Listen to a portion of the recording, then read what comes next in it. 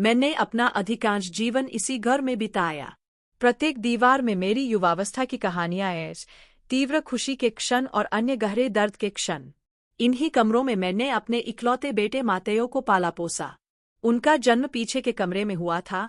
गर्मी की रात में इतनी गर्मी थी कि हवा भी भारी लग रही थी। मैं उस जन्म में अकेला था।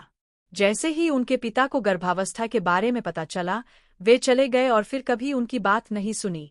माटेयो मेरी नींव बन गया, वह ताकत जिसने मुझे तब स्थिर रखा जब सब कुछ बिखरता हुआ लग रहा था। ऐसा कोई दिन नहीं गया जब मैं उसे दुनिया में लाने के लिए आभारी न होऊं। जब वह छोटा था तो उसकी मुस्कुराहट किसी भी कमरे को रोशन कर सकती थी।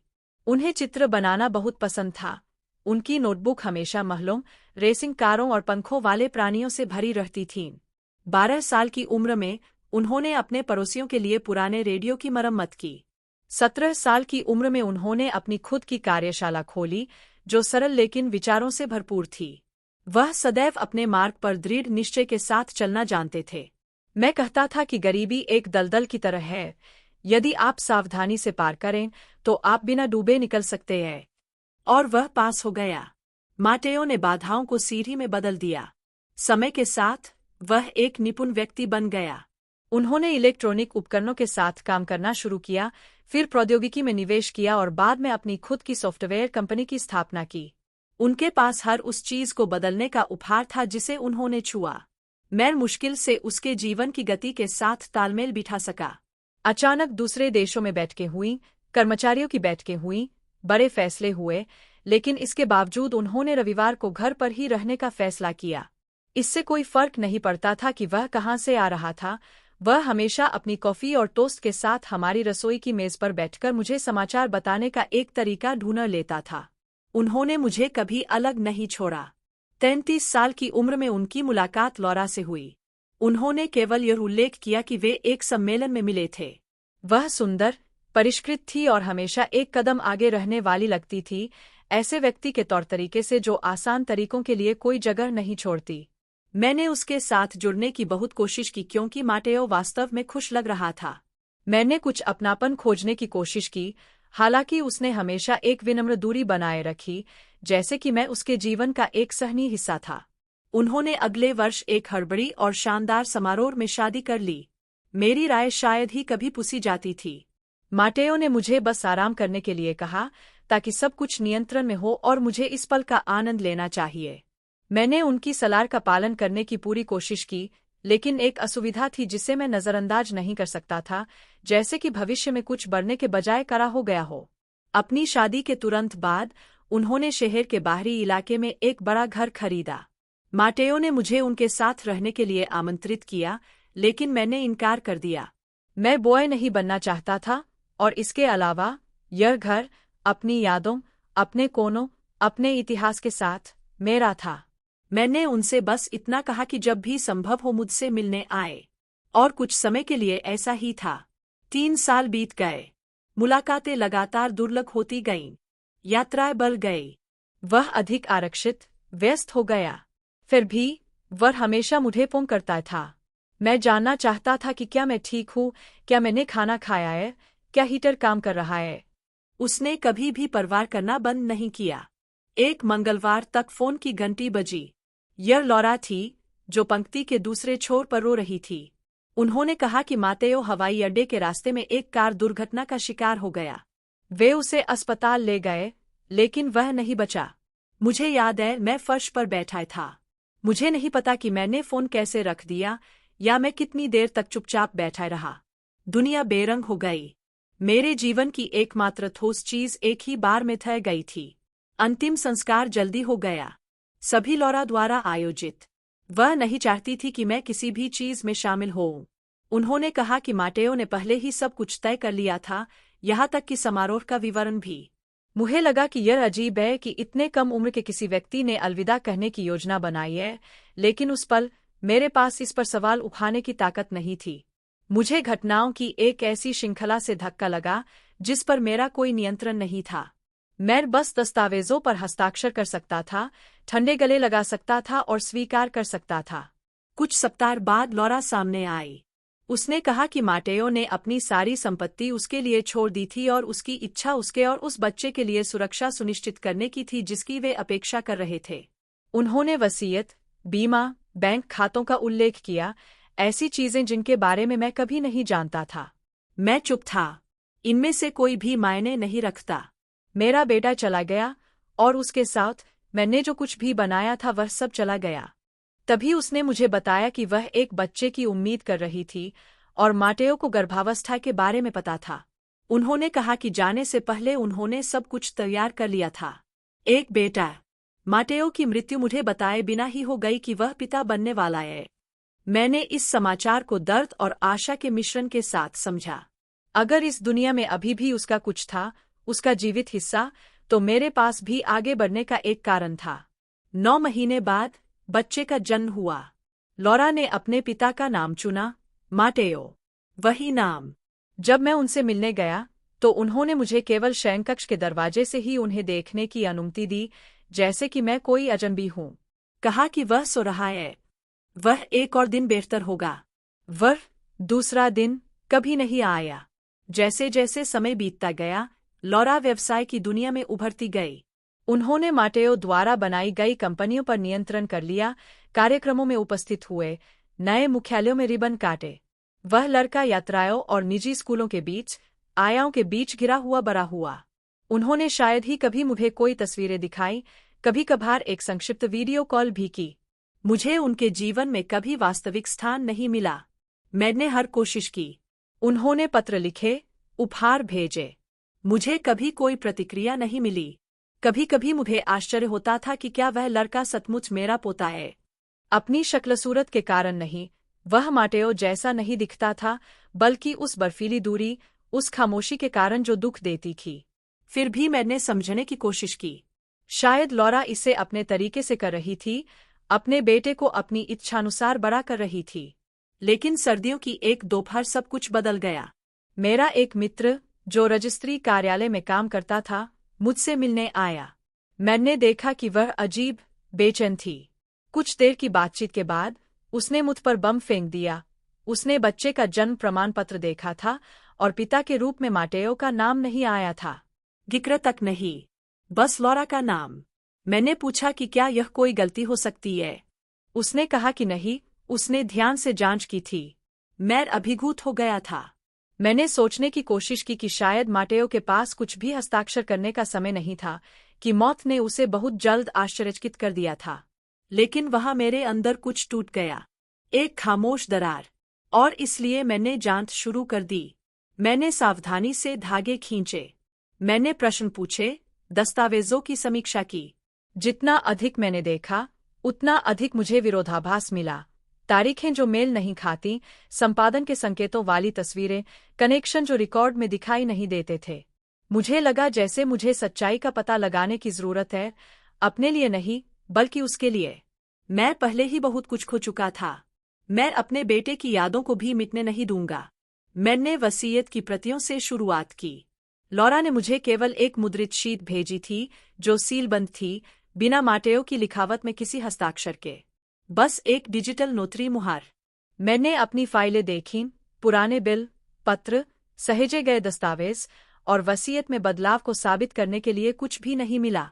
आखिरी संस्करण जो मैं जानता था वह था जो माटेओ ने मरने से लगभग 1 साल पहले मुझे दिखाया था। इसमें मैं उनकी मृत्यु की स्थिति में उनकी संपत्ति के लिए जिम्मेदार था। उन्होंने नींव बनाने के लिए कुछ पैसे का उपयोग करने के बारे में उत्साहपूर्वक बात की। वह चाहता था कि उसका नाम धन से बढ़कर किसी चीज का प्रतिनिधित्व करे। उन्होंने इसे अपना आदर्शवादी वसीयतनामा कहा, जैसे कि उन्हें अब भी विश्वास हो कि वह किसी तरह से दुनिया को बदल सकते हैं। लेकिन उनकी मृत्यु के बाद यह दस्तावेज गायब हो गया।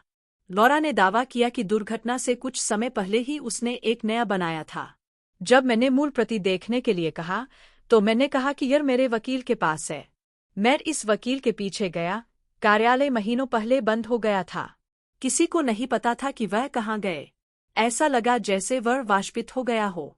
मैंने जांच जारी रखी। मैंने पूर्व साझेदारों, पूर्व कर्मचारियों से बात की। उनमें से एक ने, घबराकर, यह खुलासा किया कि लॉरा ने जो वसीयत पेश की थी, वह उस कार्यालय में तैयार नहीं की गई थी। उसने मातेयो को वहां कभी नहीं देखा। तब मुझे एहसास हुआ कि स्थिति मेरी कल्पना से कहीं अधिक गंभीर थी। मुझे माटेयो की एक दोस्त एना की याद आई, जो एक वकील भी थी और उसने उसके साथ कई परियोजनाओं पर काम किया था। अंतिम संस्कार के बाद से हमने बात नहीं की थी। मैंने बिना अधिक विवरण के एक संक्षिप्त संदेश भेजा। उसने उस रात बाद में जवाब दिया। मेरे घर आए। हमने घंटों बातें की। एना ने मुझे बताया कि माटेयो की मृत्यु से पहले के महीनों में उसने भी कुछ अजीब देखा था। वह बेचैन, चिंतित लग रहा था। उन्होंने कबूल किया था कि वह लॉरा से अलग होने के बारे में सोच रहे हैं। यहाँ तक कि उन्होंने एक निजी जासूस भी नियुक्त कर लिया। उन्होंने कभी नहीं बताया कि क्यों, लेकिन उन्होंने एना को उस आदमी का नाम बताया। मैंने संपर्क किया। अन्वेषक ने पहले तो विरोध किया, लेकिन जब मैंने खुद को माटेयो की मां के रूप में पहचाना और सच्चाई पूछी, तो बस वह मुझे प्राप्त करने के लिए सहमत हो गया। उनका कार्यालय शहर की एक पुरानी इमारत में एक अंधेरा कमरा था। उन्होंने मुझे दस्तावेजों से भरा एक फोल्डर दिखाया, फोटो, रिपोर्ट, रिकॉर्डिंग। माटेयो को वोरा पर शक था। मुझे लगा कि मुझे धोखा दिया जा रहा है, एक द्वारा नहीं, बल्कि कई पुरुषों द्वारा। उन्होंने अपनी अनुपस्थिति के दौरान असामान्य वित्तीय गतिविधियों, विदेश में खातों में संदिग्ध हस्तांतरण, अज्ञात लोगों को अपने घर में प्रवेश करते देखा था। सब कुछ रिकॉर्ड किया गया। लेकिन जिस चीज ने मुझे कौंका दिया वह एक रिकॉर्डिंग थी। इसमें लॉरा की आवाज साफ थी। मैं एक आदमी से बात कर रहा था। उसने कहा कि वह दिखावा करते करते थक गई है, कि माटेयो उसे जीने से रोक रहा है, कि वह सब कुछ पाने की हकदार है। उन्होंने उसे बेवकूफ कहा कि वह कभी कुछ नहीं जानता। और फिर अंतिम झटका आया। उसने दावा किया कि बच्चा माटेयो का नहीं था, कि असली पिता दूसरे देश में थे। इससे कोई फर्क नहीं पड़ता, किसी को कभी पता नहीं चलेगा। माटेयो का उपनाम पहले से ही परिभाषित था और लॉरा को यकीन था कि कोई भी उसे बदल नहीं पाएगा। जांचकर्ता ने ये सारी जानकारी माटेयो को उसकी मौत से कुछ दिन पहले दी थी। मैंने पूछा कि क्या उसने इस सब के साथ कुछ किया है। उन्होंने मुझे बताया कि माटेयो की एक वकील के साथ बैठक हुई थी, जिसने सब कुछ बदलने की योजना बनाई थी। लॉरा की खातों, कंपनियों तक पहुंच को अवरुद्ध करना और तलाक की प्रक्रिया शुरू करना। वह तय हो गया था, लेकिन उसके पास समय नहीं था। उस नियुक्ति के 2 दिन बाद ही हादसा हो गया। दुर्घटना शब्द मेरे मन में एक आग्रहपूर्ण घंटी की तरह बजने लगा। मैंने मन में कई बार दोहराया, दुर्घटना, दुर्घटना। लेकिन अब इसमें एक अलग वजन, एक अलग बनावट आ गई है। यह अब केवल एक दुखद मृत्यु नहीं थी, यह एक चाल थी, एक सुनियोजित आंदोलन। मैं उस स्थान पर लौट आया जहां सब कुछ हुआ था। मैं सड़क पर गया और एक स्थानीय मैकेनिक से बात की। मैंने पूछा कि क्या उसे कुछ याद है, और उसने पुष्टि की कि उसे याद है। कार को उसकी कार्यशाला में खींच लिया गया था। उन्होंने टिप्पणी की कि उन्हें ब्रेक की स्थिति अजीब लगी, वे व्यावहारिक रूप से नष्ट हो गए थे और दबाव को नियंत्रित करने के लिए जिम्मेदार एक छोटा वाल्व गायब था। उन्होंने कहा कि उन्होंने इस बारे में विशेषज्ञों को बताया था, लेकिन यह विवरण अंतिम रिपोर्ट में कभी सामने नहीं आया। मैंने रिपोर्ट की एक प्रति मांगी। मैं पुलिस स्टेशन गया। दस्तावेज मिलने तक प्रतीक्षा करने में कई सप्ताह लग गए। उन्होंने केवल नियंत्रण खोने, गति, बारिश के बारे में बात की। ब्रेक के बारे में कुछ नहीं, तोड़फोड़ के बारे में कुछ नहीं। मैंने पुलिस को अन्वेषक की फाइलें दिखाईं, फोटो, ऑडियो, दस्तावेज। उन्होंने जवाब दिया कि यह पर्याप्त नहीं है, मामले को फिर से खोलने के लिए उन्हें नए ठोस सबूत की आवश्यकता है। साल बीत गए थे। उन्होंने कहा कि अब कुछ भी साबित करने का कोई तरीका नहीं है। लेकिन मुझे पहले से ही पता था। मुझे पता था कि लॉरा ने झूठ बोला था, कि वह बच्चा मेरा पोता नहीं था, कि उसने मेरे बेटे की पहचान चुरा ली और उसकी मौत के बाद भी उसे दफनाने की कोशिश की। मैं इसे मिटा देना चाहता था, सब कुछ रखना चाहता था। मैं एक ऐसा गुस्सा और उदासी लेकर घर लौटा, जिसके बारे में मैंने पहले कभी नहीं सोचा था। प्रवेश करने से पहले मैं सन्नाटे को सुनने के लिए दालान में रुक गया। यह अजीब था कि सब कुछ अभी भी यथास्थान था। फर्नीचर, तस्वीरें, स्टोव के बगल में लटका हुआ चायदानी, जैसे कुछ हुआ ही नहीं था। मानो जो सच्चाई मैंने अभी अभी खोजी है, उसने मेरी दुनिया की नींव को हिला नहीं दिया है। मैं डाइनिंग रूम की उस पुरानी कुर्सी पर बैठ गया, वही कुर्सी जो मेटो ने मुझे तब दी थी जब उसे अपना पहला बड़ा ग्राहक मिला था। वह खुद किराए के ट्रक में कुर्सी लेकर आए और सुनिश्चित किया कि इसे खिड़की के बगल में रखा जाए, जहां से मैं सूर्यास्त देख सकूं। मैंने उसे देखा, रोज रोज, कभी कभी उसके साथ, कभी कभी अकेले। उस कुर्सी ने इतनी सारी चीजें देखी थीं कि ऐसा लगता था कि उसकी अपनी यादें ऐच। रात हो गई, लेकिन मैंने लाइट नहीं जलाई। मैं अंधेरे में खड़ा था और जो मैंने खोजा था उसकी गूंज सुन रहा था। भूत। वह बच्चा जिससे लॉरा ने मुझे कभी मिलने नहीं दिया, वह सिर्फ एक प्रतीक था, विरासत, नाम, पैसे को संरक्षित करने का एक साधन। मैंने सोचा कि विश्वासघात का पता चलने पर मेटो को कितना दुख हुआ होगा। कितनी बार उसने उसे देखा और पहचानने में असफल रहा। वह उस महिला के बगल में कितनी रातें सोया जो पहले से ही उसके विनाश की योजना बना रही थी। लेकिन उन्होंने खुद को निराश नहीं होने दिया। उसने सत्य की खोज की, और इसकी कीमत उसे अपनी जान देकर चुकानी पड़ी। अगली सुबह मैंने अपने निर्णय लिए। मैं बैंक गया और उन सभी चीजों तक पहुंच मांगी जो अभी भी मेरे नाम पर थीं। यह ज्यादा तो नहीं था, लेकिन काफी था। मैंने एक भरोसेमंद वकील से बात की, जिसे मैं वर्षों से जानता था। मैंने उन्हें दस्तावेज, ऑडियो रिपोर्टें दीं। उन्होंने कहा कि उन्हें पैसे नहीं चाहिए, वह मेरे बेटे का नाम साफ करना चाहते हैं। वह चाहता था कि दुनिया को पता चले कि वह कौन था और वह महिला कौन थी जिसने उसे इतिहास से मिटाने की कोशिश की थी। वकील सीधा था। उन्होंने कहा कि यह एक लंबी और कठिन प्रक्रिया होगी। किसी वसीयत को रद्द करना आसान नहीं था, खासकर इतने समय के बाद और पहले से ही वितरित संपत्ति के साथ। लेकिन एक संभावना थी, यह साबित करना कि बच्चा जैविक रूप से माटेओ का बेटा नहीं था। अगर हम ऐसा करने में कामयाब रहे, तो लॉरा की पूरी इमारत ढह जाएगी।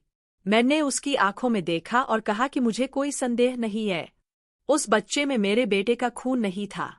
पूरी कहानी मनगढ़ंत थी। वकील ने डीएनए टेस्ट का प्रस्ताव रखा। हमें एक नमूना बच्चे से और दूसरा माटेओ से चाहिए होगा। मेरी उस लड़के तक पहुंच नहीं थी, लॉरा ने कभी इसकी अनुमति नहीं दी। लेकिन मेरे पास माटेओ की कुछ खासियत थी। एक पुराना टूथब्रश जो वह घर पर छोड़ गया था और जिसे मैंने उसकी बाकी चीजों के साथ संभाल कर रखा था। मैंने उसे कभी नहीं छुआ। मैं जानता था कि एक दिन मुझे इसकी आवश्यकता पड़ सकती है। वह दिन आ गया था। वकील ने सामग्री को विश्लेषण के लिए भेजा। इस बीच हमने बच्चे से एक नमूना लेने के लिए एक और जांचकर्ता को काम पर रखा, कुछ डिस्पोजेबल जो संदेह पैदा नहीं करेगा, एक बोतल, एक ऊतक, कुछ भी।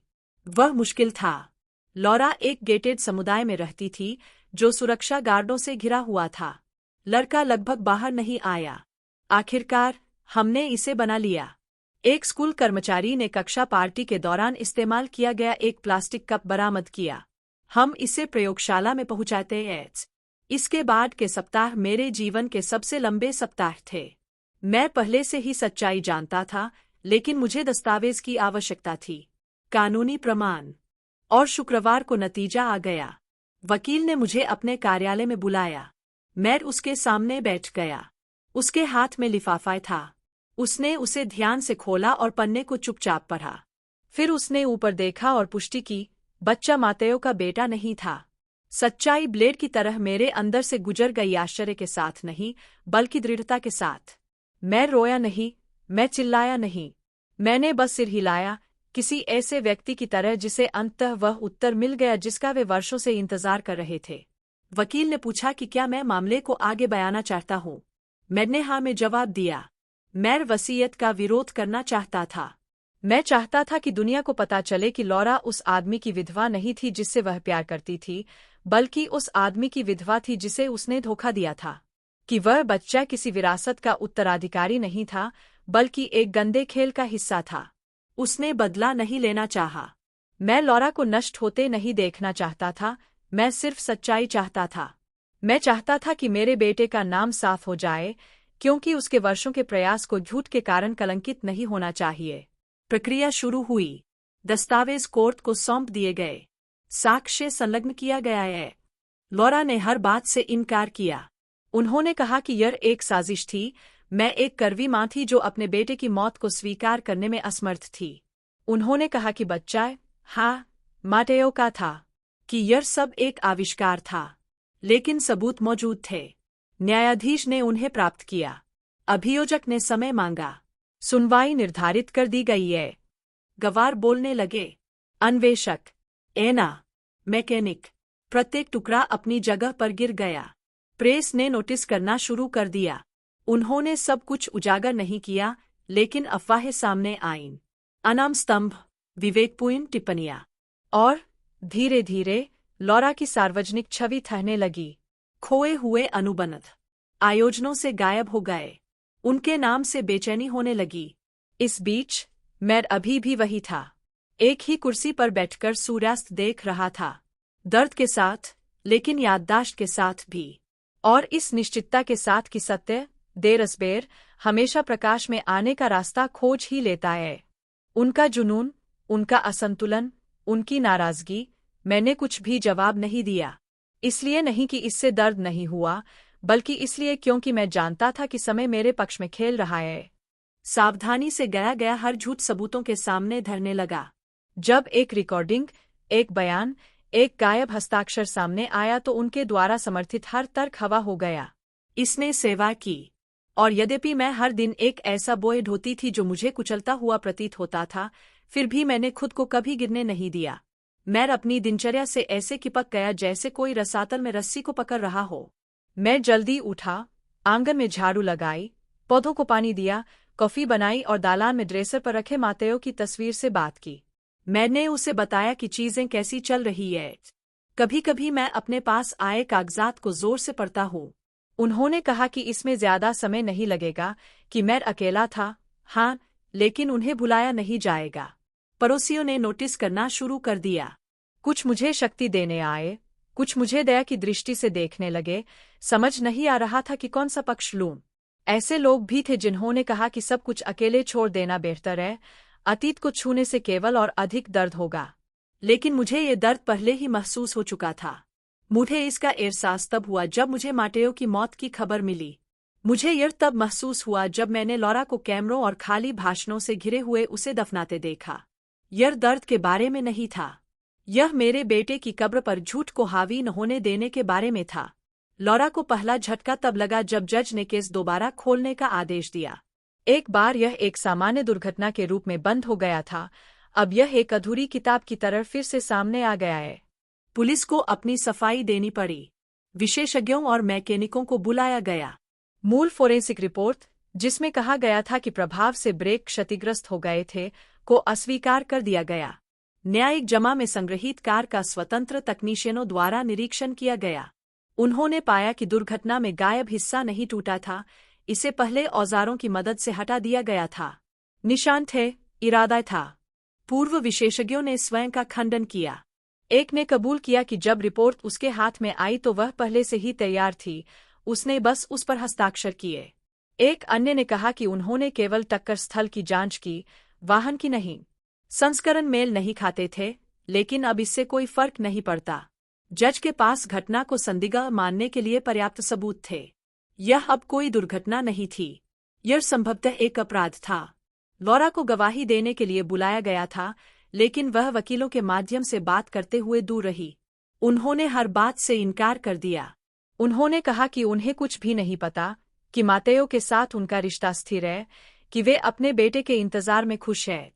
हमेशा की तरह वही स्क्रिप्ट, लेकिन अब इसमें छेद थे, और इन छिद्रों से सत्य प्रवेश करने लगा। उसी समय पितृत्व की जांच आगे बढ़ रही थी।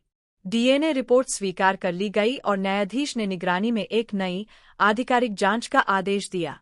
लॉरा ने यह कहते हुए इसे रोकने की कोशिश की कि यह आक्रामक होगा। न्यायाधीश ने हार नहीं मानी, मामले का हित पहले आया। परीक्षण हो चुका है। परिणाम वही था, माटेयो बच्चे का जैविक पिता नहीं था। वह आखिरी झटका था। विरासत की समीक्षा की गई। संपत्ति, खाते, शेयर, सब कुछ फ्रीज कर दिया गया। जिस कंपनी की स्थापना माटेयो ने की थी, वही कंपनी जिसे लॉरा ने अपनी मृत्यु के बाद सख्ती से नियंत्रित किया था, ऑडिट के अधीन थी। अनियमित स्थानांतरण, बहत्याकर किए गए अनुबंध, संदिग्ध भुगतान सामने आए। लॉरा प्रशंसित विधवा से जांच के तहत महिला बन गई। मीडिया ने अपना सुर बदल लिया। निमंत्रण मिलना बंद हो गया। पत्रिकाओं में छपी मुस्कुराहट मजबूरी भरी मुस्कुराहट में बदल गई। उनके सहयोगी दूर चले गए।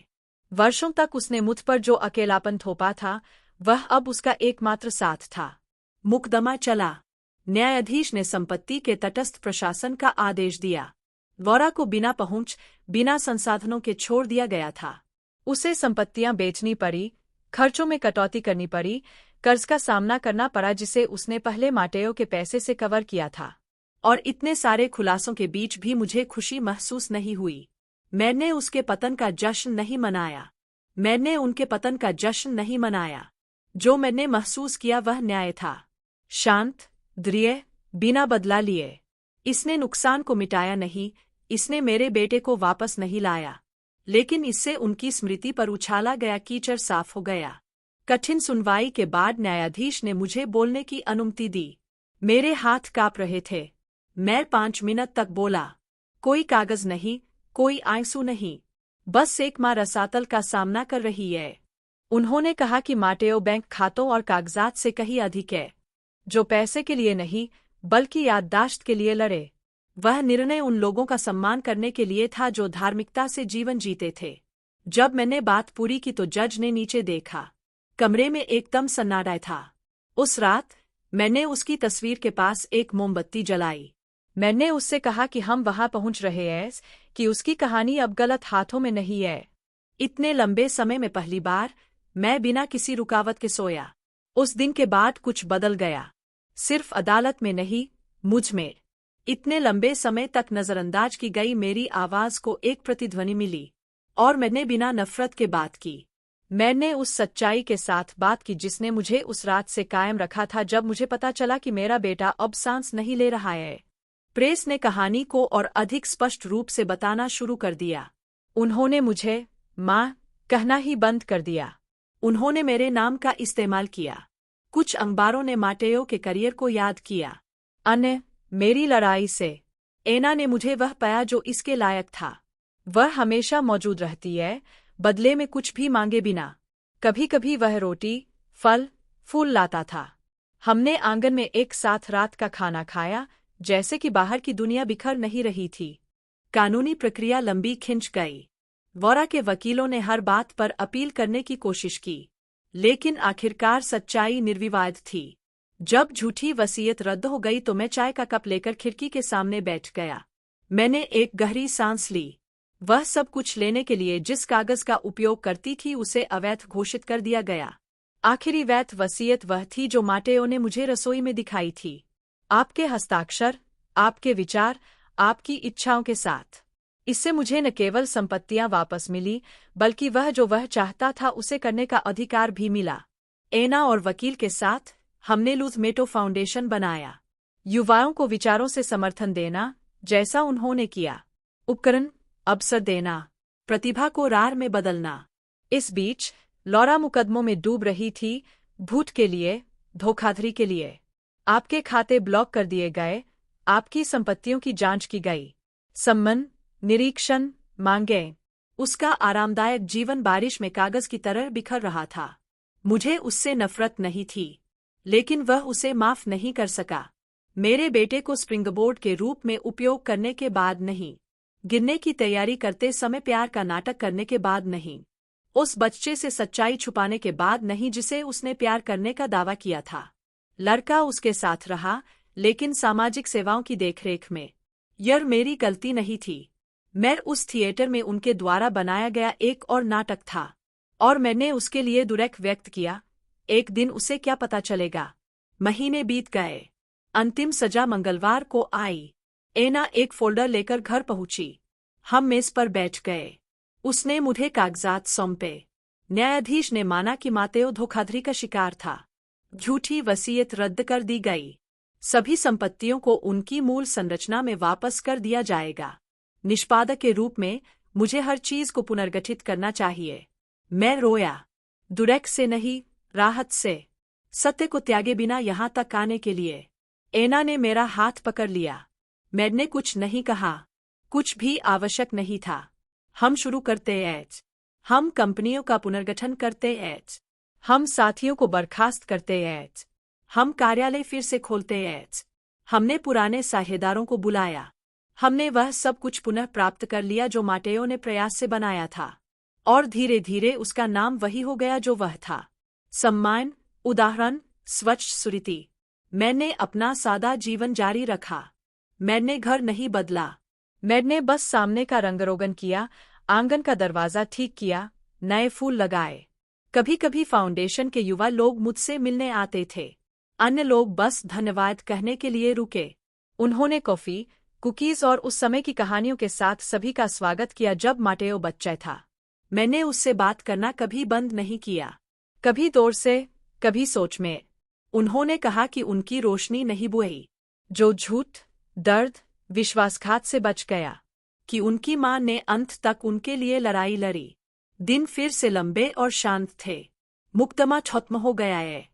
कागजात पर हस्ताक्षर किए गए। या नियमित हो गई। लेकिन यह कोई खोखली दिनचर्या नहीं थी। यह शांति थी। मुझे अब कुछ भी साबित करने की जरूरत नहीं है। सत्य लिखा गया, पहचाना गया, सील किया गया। मैंने फिर लिखा। मेरे पास हमेशा नोटबुक्स होती थीं। माटेओ ने उन्हें मुझे दे दिया। फूलों से आच्छादित, प्रेरक वाक्यांश। अब, आखिरकार, मैं उनमें से एक को अपने हाथ में लेकर बैठ गया, और मैंने शब्दों को बाहर आने दिया। मैंने उसके बारे में लिखा। मेरे बारे में, अतीत के बारे में, सर्दी, वसंत के बारे में। लिखना तूफान के बाद खिड़कियां खोलने जैसा था। हवा को अंदर आने दो। मैंने बिना किसी हड़बड़ी के शब्दों को अंदर आने दिया। मैंने बिना किसी दबाव के सुरीतियों को स्वयं व्यवस्थित होने दिया। मैंने प्रकाशित करने या सहेजने के लिए नहीं लिखा, बल्कि खुद को याद रखने के लिए लिखा, ताकि अगर किसी दिन मेरा दिमाग थक जाए, मेरे हाथ काम जाए या मेरी आंखें धुंधली हो जाए, तो मैं इन पन्नों पर लौट सकूं और खुद को फिर से पा सकूं। मैंने आस पड़ोस में, पार्क में, उन सड़कों पर घूमना शुरू कर दिया जहां मैं माटेओ को ले गया था जब वह छोटा था। फुटपाथ अभी भी उतने ही टूटे हुए थे, पेड़ उतने ही ऊंचे थे। कुछ पड़ोसी अब अस्तित्व में नहीं रहे, अन्य मेरी तरह बूढ़े हो गए। हम सिर को हल्का सा झुकाकर एक दूसरे का अभिवादन करते हैं, मानो कह रहे हो, अब तक हम अभी भी सांस ले रहे हैं। एक दोपहर, मुख्य रास्ते पर चलते समय, मैंने एक किताबों की दुकान की खिड़की पर एक पोस्टर देखा। युवा रचनाकारों के लिए लूथ मेटो छात्रवृत्ति, आवेदन खुले हैं। मैं रुका और पोस्टर को ऐसे देखा जैसे वह कोई भूत हो। यह कागज की एक साधारण शीट थी, जिसमें काले अक्षर थे, लेकिन उसका नाम था। सड़क के उस पार, रंगीन कांच की खिड़की इस संभावना को दर्शाती है कि अब अन्य लोग जो उसने शुरू किया था उसे आगे बढ़ा सकते हैं। मैं किताबों की दुकान में गया और मालिक से बात की। उन्होंने मुझे बताया कि इसमें कई युवा रुचि रखते थे, एक लड़की जो रोबोटिक्स प्रोजेक्ट बनाना चाहती थी, दूसरी जिसके पास शैक्षिक अनुप्रयोग के लिए विचार थे। उसने उत्साह से मुझसे बात की और मैंने भारी मन से उसकी बात सुनी। जब मैंने कहा कि मैं मातेओ की माँ हूँ, तो उसने मेरी ओर ऐसे देखा जैसे मैंने कोई बहुत बड़ी बात कही हो, और मुझे गले लगा लिया। उसने मुझे धन्यवाद दिया, और मुझे नहीं पता था कि क्या कहूँ। मैं मुस्कुराया, और एक हल्के, पूर्ण मन के साथ वहां से चला गया। नींद मेरी कल्पना से कहीं अधिक विकसित हो गई है। एना ने संचालनात्मक भाग का ध्यान रखा, मैंने प्रतीकात्मक भाग का। मैं कार्यक्रमों में गया, बच्चों से बात की, मातेओ के बारे में चुटकुले सुनाए। कभी कभी वे मेरी बात सम्मान के साथ सुनते थे, कभी कभी जिज्ञासा के साथ, लेकिन हमेशा उस सच्चे ध्यान के साथ जो प्यार से आता है। मैंने उनसे कहा कि वे अपने विचारों पर विश्वास करें, संसाधनों की कमी के कारण खुद को न रुकने दें, कि मेरे बेटे ने भी शून्य से शुरुआत की और भाग्य नहीं, बल्कि उसके प्रयास ने उसे पंख दिए। समय के साथ, इनमें से कुछ बच्चे मुझसे मिलने आने लगे। वे मेरे लिए अपने प्रोजेक्ट लाए, तस्वीरें दिखाई, मुझे उनकी प्रगति के बारे में बताया। उनमें से एक ने मुझसे कहा कि छात्रवृत्ति के बिना वह सब कुछ छोड़ देता। उन्होंने मुझे बताया कि जब उन्होंने माटेओ का नाम पढ़ा, तो उन्हें ऐसा लगा जैसे किसी ने उन पर विश्वास किया हो। मैंने उत्तर दिया कि छात्रवृत्ति इसलिए थी ताकि माटेओ उन लोगों पर विश्वास कर सके जो परे देखना जानते हैं। सबसे खास मुलाकातों में से एक क्लारा से थी, एक लड़की जिसने हाई स्कूल की पढ़ाई मुश्किल से पूरी की थी जब उसने जैव प्रौद्योगिकी का अध्ययन करने के लिए छात्रवृत्ति के लिए आवेदन किया था।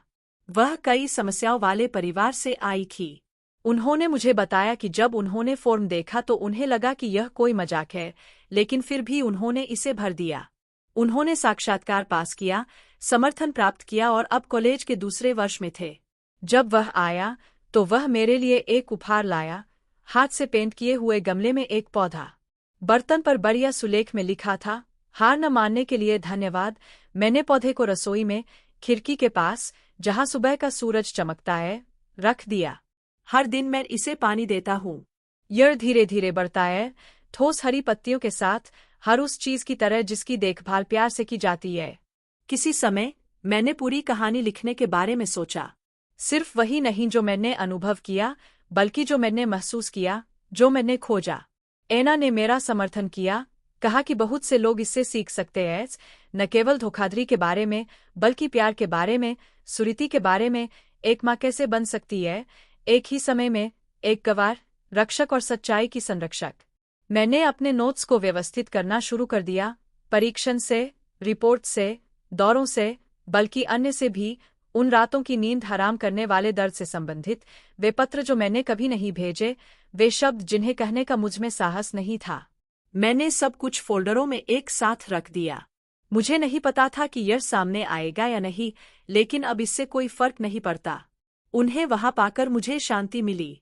और इसी बीच एक दिन मुझे एक पत्र मिला। यह बिना किसी वापसी पते के, केवल मेरे नाम, मेरे पते और गोल अक्षरों के साथ आया था। मैंने कांपते हाथों से उसे खोला। यह लॉरा का था। उसने मुझे बताया कि उसने अपना सब कुछ खो दिया है, कि वह अकेली है, कि उसके बेटे को सामाजिक सेवाओं से हटा दिया गया है और वह एक पालक परिवार के पास है। लॉरा ने माफी मांगी, यह स्वीकार करते हुए कि यह पर्याप्त नहीं था, लेकिन वह चाहती थी कि मुझे पता चले कि उसने नफरत से नहीं, बल्कि डर और महत्वाकांक्षा से ऐसा किया, जो नियंत्रण से बाहर हो गया। अगर मैं वापस जा पाता तो मैं सब कुछ बदल देता। मैंने पत्र बंद कर दिया और घंटों तक चुप रहा। मुझे कोई अफसोस नहीं था, लेकिन बदले की भावना भी नहीं थी। मुझे एहसास हुआ कि चक्र बंद हो गया है। कहने को और कुछ नहीं था। मैंने पत्र को दराज में रख दिया, इसे हमेशा के लिए रखने के लिए नहीं, बल्कि खुद को याद दिलाने के लिए कि समय के साथ सबसे गहरी क्षति भी अपना आयाम खो देती है। हर चीज न्याय या सजा के बारे में नहीं है। कभी कभी यह चीजों को अपने आप गिरने देने के बारे में होता है। जब लॉरा का कार्ड दराज में छिपा हुआ था, तो मेरे अंदर से कुछ ने अलविदा कह दिया। यह ऐसा था जैसे सभी टुकड़े अंततः अपनी जगह पर गिर गए, यहाँ तक कि वे भी जिन्हें मैं कभी नहीं चाहता था। उसने मेरे साथ जो किया उससे मुझे नफरत थी। मुझे इस बात से नफरत थी कि मैं माटेओ को पहले की तरह नहीं देख सकता, लेकिन युद्ध से नफरत करने से वह मेरे अंदर जीवित रहेगा, और मैं अब ऐसा नहीं चाहता। बुनियाद बढ़ती गई। कार्यक्रम में शामिल होने वाले युवाओं ने एक दूसरे की मदद की और नेटवर्क बनाया। कुछ दूरदराज के इलाकों से आए थे, कुछ कठिन इलाकों से, लेकिन उन सभी में कुछ समानता थी, इच्छा। और यही वह चीज है जिसे माटेओ ने हमेशा सबसे अधिक महत्व दिया है। उपाधियां नहीं, सिफारिशें नहीं, बल्कि इच्छा। मैंने उन्हें कहानियां सुनाईं जब मेटो ने कबार के टुकड़ों से अपनी पहली टीम बनाई, जब उसने पैसे जुटाने के लिए मुझे एक पुराना रेडियो बेचा और अगले दिन उसने अपने पड़ोसी के लिए मुफ्त में रेडियो ठीक किया। कैसे उन्होंने खाली बर्तनों को स्पीकर के रूप में इस्तेमाल किया और पेपर नैपकिन पर अपने प्रोटोटाइप बनाए। लड़कियों में से एक ने मुझे बताया कि जब भी उसे खुद पर संदेह होता था, तो वह मातेओ के बारे में सोचती थी जैसे कि वह उसका बड़ा भाई हो। उसने कल्पना की कि वह उससे क्या कहेगा और इसी बात ने उसे आगे बढ़ाया। तभी हमने कुछ बड़ा बनाने का फैसला किया। एना ने सुझाव दिया कि हमें एक भौतिक स्थान ढूंढना चाहिए जहां साथी एक साथ आ सकें, प्रयोग कर सकें, सीख सकें, असफल हो सके और फिर से प्रयास कर सकें। हमें शहर के पश्चिम में एक गोदाम मिला। हमने उस स्थान को कंप्यूटर, बड़ी मेज, ब्लैकबोर्ड और उपकरणों से सुसज्जित किया। हमने दीवारों को माटेओ के वाक्यांशों से चित्रित किया, जो ईमेल, साक्षात्कार, उनके विचारों की नोटबुक से लिए गए थे। हमें नहीं पता था कि यह काम करेगा या नहीं, लेकिन जैसे ही हमने दरवाजे खोले, 100 से अधिक लोग आ गए। कुछ लोग जाना नहीं चाहते थे। वे मरम्मत करते रहे, प्रोटोटाइप बनाते रहे, सर्किट का परीक्षण करते रहे। वहाँ संगीत, कीबोर्ड का शोर, इंस्टेंट कॉफी की गंध और जलते हुए प्लास्टिक की गंध थी, लेकिन अधिकतर आशय थी। शुक्रवार को मैं मेजों के बीच धीरे धीरे चला, उनका अभिवादन किया, उनकी बातें सुनी। कोई मुझे दादी कहता था तो कोई मैडम। कुछ लोगों ने चुपचाप महसूस किया, लेकिन हर कोई जानता था कि मैं कौन था। और उन्होंने मेरा सम्मान मातेयो की मां होने के लिए नहीं, बल्कि उसके नाम का समर्थन करने के लिए किया जब उसे इसकी सबसे अधिक आवश्यकता थी। एक दिन एस्पाको एम से लौटते हुए हम उस इमारत से गुजरे जहां लौरा बच्चे के साथ रहती थी। यह खाली था, परित्यक्त था। ड्राइवर ने मुझे बताया कि कोई भी इसे खरीदना नहीं चाहता। मुझे दुख की नहीं, बल्कि आश्चर्य की टीस महसूस हुई। अपनी शक्ति को सुरक्षित रखने के लिए उसने जो कुछ भी बनाया वह सब धूल में बदल गया। मैं उसके बारे में और कुछ नहीं जानता था। उसने कभी मेरे पत्र का उत्तर नहीं दिया, लेकिन मैंने उसे लिखा, उसे माफ करने या उसे दोषी ठहराने के लिए नहीं, बल्कि उसे यह बताने के लिए कि सच पहले ही कहा जा चुका है और हर किसी को अपने कर्मों के साथ जीना होगा। मेरे दिल में मैंने केवल माटेओ और उस काम की याद को बरकरार रखा जो अभी भी जीवित था। और बुनियाद बढ़ती गई। तीसरी सालगिरह पर मुझसे बोलने के लिए कहा गया। मैंने कुछ भी तैयारी नहीं की। मैं धीमे कदमों से मंच तक गया, माइक्रोफोन उठाया, एक गहरी सांस ली। मैंने प्रतिरोध के बारे में बात की कि कैसे कभी कभी हमें अकेले रहने और सच्चाई सामने आने का इंतजार करने की जरूरत होती है। मैंने प्यार के बारे में बात की, गहरा प्यार जिसे गवाहों की जरूरत नहीं है, जो कायम रखता है, जो मौत के बाद भी परवार करता है। जब मैंने समाप्त किया तो कोई तालियां नहीं थीं, कोई चिल्लाहट नहीं थी, बस एक सघन सन्नाटा था। समझने वालों की खामोशी। साल बीत गए और एस्पाको एम ने दूसरा स्थान खोला। मुझे पता चला कि एक कमरे का नाम मेरा था, टेरेसा रूम। मुझे आश्चर्य तो हुआ, पर समझ भी आया। यह धन्यवाद कहने का एक तरीका था जो मैंने दिया उसके लिए नहीं, बल्कि हार न मानने के लिए। दिन बीतते गए और मैं शांति से रहता रहा, लेकिन मेरे अंदर कुछ धीमा होने लगा। मैंने जल्दबाजी करना सीखा। मैंने बिस्तर पर अधिक समय बिताया, इसलिए नहीं कि मैं हिल नहीं सकता था, बल्कि इसलिए क्योंकि मैंने अपने शरीर को सुनना और उसकी लय का सम्मान करना सीखा। सुबह मौत आ गई, मुझे डर नहीं लगा। यह दुख नहीं था जो मुझे महसूस हुआ, बल्कि समर्पण की भावना थी, जैसे जब आप किसी किताब को आखिरी पन्ने के बाद बंद कर देते हैं। दुरेक के साथ नहीं, बल्कि इस निश्चितता के साथ कि मैंने कुछ पूर्ण अनुभव किया है। अंत में शांति बनी। जब एना ने मुझे पाया तो मुझे शांति मिली। अब वर्षों बाद मैं हर चीज को दूर से देखता हूँ, जैसे कि कुछ ऐसा जो पहले ही अनुभव किया जा चुका हो, पहले ही संसाधित किया जा चुका हो, पहले ही पचा लिया गया हो। लंबे समय तक जीवित रहने ने मुझे सिखाया है कि सच्चाई हमेशा सामने आती है, और बिना इंतजार किए सच्चाई आ गई। मैंने मातेयो का नाम सम्मानपूर्वक लिखा हुआ देखा। मैंने देखा कि युवा लोग हाथ उठाकर कहते हैं, मैं भी कर सकता हूँ। और अब जब करने को कुछ नहीं बचा है, लिखने को कोई पत्र नहीं बचा है, तो जो कुछ बचा है वह अलविदा है। लेकिन उनकी अलविदा नहीं जो अलविदा कहते हैं, बल्कि उनकी अलविदा है जो जानते हैं कि यात्रा पूरी हो चुकी है।